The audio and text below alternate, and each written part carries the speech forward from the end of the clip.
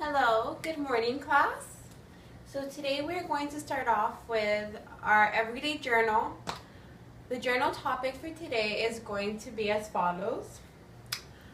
Why do you think it is important to use literary elements in the literature?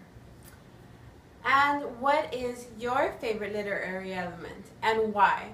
So basically you're going to be explaining why is it important that we learn and use literary elements to interpret the literature, but you're also going to be explaining to me what is your favorite literary element. So I just don't want to see that you say, my favorite literary element is a metaphor. No, I want you to tell me why is it your favorite literary element. Does it help you understand the text better? Or do you make connections with that literary element? So I want a detailed description on this journal entry. I just don't want one sentence. I want a minimum of 4 sentences. And also I will stress to use your dictionary that is provided on your desk. I have been noticing a lot of spelling and grammar mistakes, and that is not okay because we are doing our testing pretty soon and you guys cannot be making those kind of mistakes. So use your dictionary. You don't know how to spell a word, or just come and ask me and I will help you out, but please keep an eye on that. So while I check roll, I want you guys to be writing your journal, no talking. You have 5 minutes, and I'm going to choose some volunteers to read, okay? So I'm going to check row now. Cassandra, here.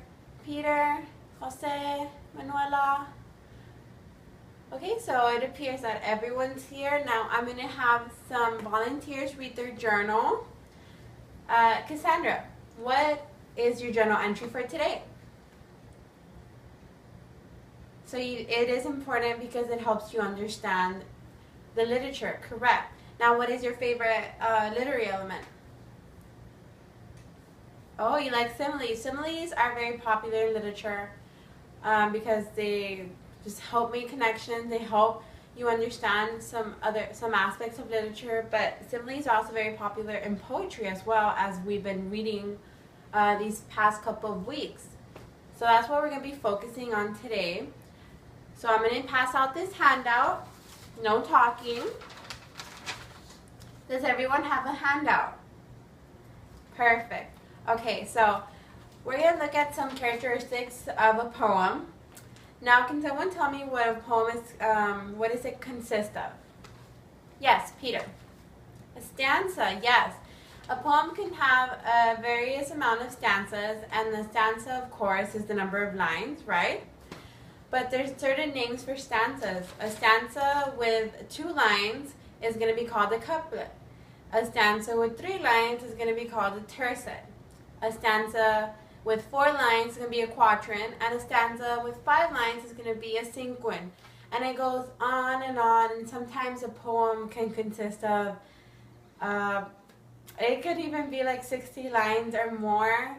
So yeah, there's names for certain stanzas. Now, below the information about a stanza, there's a short poem by John McCrae. The poem is called In Flanders Fields. Now we're going to read the poem and then we're going to talk about rhyme scheme. The poem goes, In Flanders Fields. In Flanders Fields the poppies blow, between the crosses, row on row, that mark our place, and in the sky the larks still bravely singing fly, scarce heard amid the guns below. So did anyone notice anything specific about this poem? Yes, Juan. It rhymes, correct, yes. It has a rhyme scheme. Now, how do we identify the rhyme scheme? Okay, so the way we identify the rhyme scheme is we're going to go line by line to figure out how the poem is rhyming. So let's start off with the first line. In Flanders Fields the poppies blow.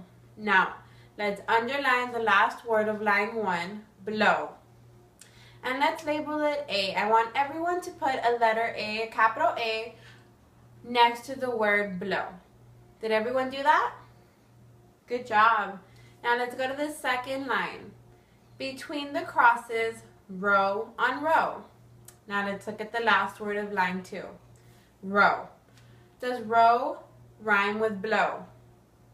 Yes, it does. Okay, so let's underline row, and then we're going to put a letter A next to it. Why? Yes, correct, because it rhymes with blow. Now let's read the third line. That mark our place and in the sky. So, the sky rhyme with row or blow? No, it doesn't. So it's starting off another rhyme scheme. So what we're going to do is we're going to underline sky, and we're going to put a letter B next to it because it doesn't rhyme with row or blow. So put a letter B. Okay. Let's look at the fourth line. The larks still bravely singing fly. Does fly rhyme with sky? Yes, it does. Okay, so what are we going to do? Yes, correct. We're going to underline it, and we're going to put letter B next to it. Now let's look at the last line. Scarce heard amid the guns below. Now, does below rhyme with sky or fly? No, it doesn't. But it rhymes with blow and row. So what are we going to do?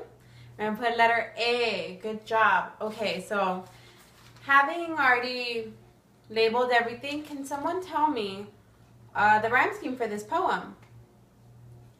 Yes. Correct. It's going to be A, B, B, and A. Now, there's a certain name for that kind of rhyme. Can anyone tell me? Here's a hint. It's on your paper. End rhyme. Yes, good job. End rhyme. Basically, it's what it sounds like. The last words of the line rhyme with other lines. In this case, the last word in line 1 is going to rhyme with the last word in line 2. The last word in line 3 is going to rhyme with the last word in line 4. So, why is it important rhyme scheme? Why did poets sort of use end rhyme? I mean, where else do we hear rhyming in today's culture? Yes, in songs. Yes, in music. You hear songs, and what do? They rhyme as well. So poets wanted their poems to kind of have this musicality to them. They wanted them to flow, just like music.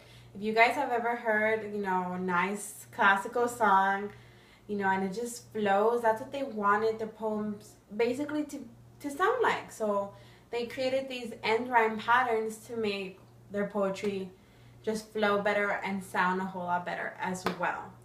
Make sure you guys are taking notes because you will need all this information for your assignment today. Now let's go ahead and let's look at the main point of the poem.